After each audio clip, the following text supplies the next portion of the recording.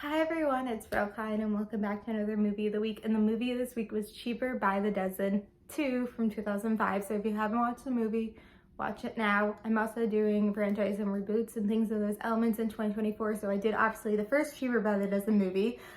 So watch that movie and watch the video if you haven't done already, and then watch this movie and watch this video. So this was like 2 years later, and I feel like it was about 2 years later in the movie as well. Like I was kind of a little confused on the ages because I was like, I thought Hilary Duff's character was a sophomore in the first movie, but this one she's graduating high school. Anyway, I also wondered when they did the first movie if they knew there was going to be a second movie because they all came back, all 12 of them. And that's kind of hard to do.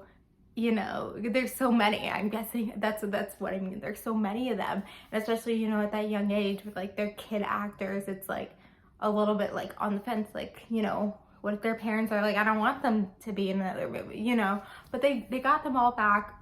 Great job. So obviously the first movie was about, you know, actually like parenting 12 kids and like having a career or whatever. And so I think they were like, we obviously can't go in that same direction for the second movie. Maybe it's something where it's like, you know, like moving on and like losing your kids and that kind of element. I don't know. When then they had the competitiveness with the other family, which we'll get into. So the oldest daughter, who must be like 24 in this, I don't know, is like pregnant and gonna have a kid, which is crazy because I'm almost 24. And it's something where obviously they like had to do that. They had to do it because, you know, the idea of them being grandparents, it just, I feel like it makes sense. Like, even though like I hate it, like she's like 24 and having a kid or whatever. I mean, people can do what they want with their bodies, but I'm almost 24. So it's like, I mean, it makes sense. Of course the oldest is about to give birth.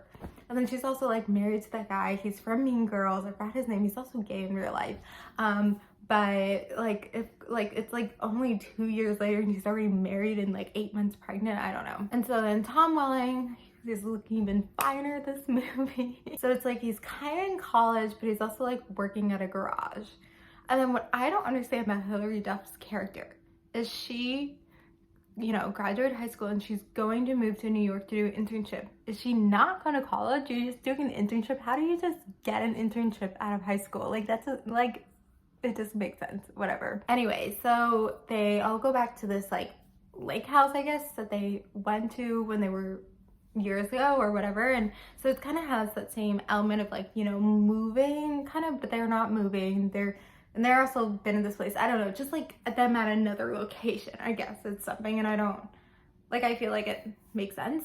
And so then they have this other family there that's like very different than them. They have to, especially in kids movies, they kind of like don't border lines. They make it very clear, like the differences, like they're rich, they're more sophisticated, you know, they're all about their studies or whatever. So they have those like very clear. That's why I feel like also in kids movies and sometimes movies, it's like very clear, like these are the popular people, these are the jocks, these are the nerds.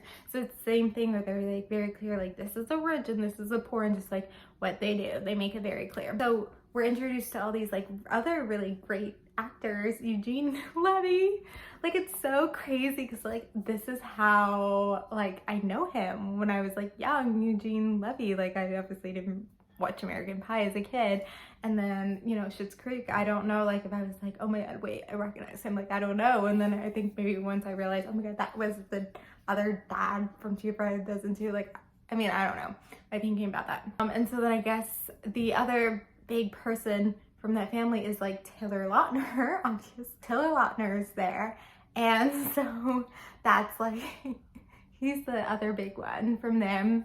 I'm trying to think who else. Like Robbie Amell is in this. Robbie Amell, and he has like no lines. He has like 2 lines. It's crazy. So they kind of like, also because we didn't see that in the first movie, them competing with another family, I feel like it makes sense to like kind of compete with another family, and it wouldn't make sense if they have 12 kids as well. So 8 kids kind of work.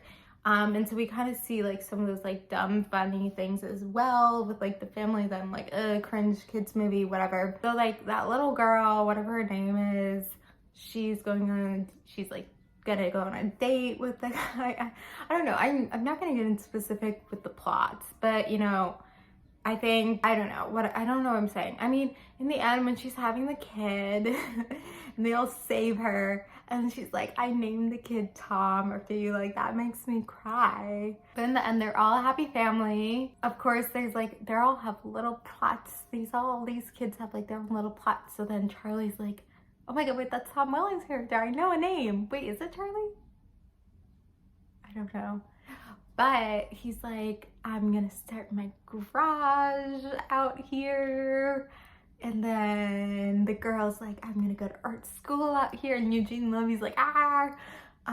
But it's confusing. Like, are they together? Like, I don't know. And then it's weird too because the oldest daughter with the kid, the now baby, whatever, like they were gonna move to Houston, but then the husband said they like bought the house.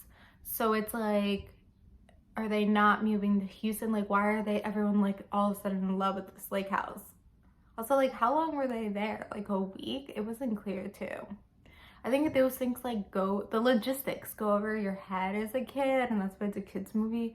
But when you're analyzing it, and when you're someone like me who's so logical, I'm like, what else can I say about this movie? I feel like sometimes I am critical of, I guess, second movies, sequels, and I think they did a good job, and I feel like it makes sense to do another movie. I saw a comment or a review, I guess I should say, on Letterboxd, where someone was like, I would love to see a third movie when they're older, and like part of me is like, yeah, I would love it, but also like I feel like it'd be so crazy and chaotic and wouldn't work. But yeah, I just like love these movies. They're just so easy to watch and so entertaining, even though I said there's some moments where they're cringy or whatever. But it's definitely like movies I'll show my kids, and like if my future kids have a crush on Tom Welling, like I wouldn't be surprised, like same. So anyway, thank you guys for watching, and so comment your thoughts below about Trooper by the Dozen 1 and 2, and then the movies for next week. We are going to do Fast and Furious franchise, but I'm only going to do 2 movies. I can't do all of them. So we are going to start not with the first one, but with Too Fast, Too Furious from 2003, because I just feel like that's better. I don't know. I just feel like I want to start with that one. So anyway, you know, as I said, comment your thoughts about Cheaper by the Dozens movies, and watch Too Fast, Too Furious for next week. Thank you guys for watching. Like, comment, subscribe, and bye.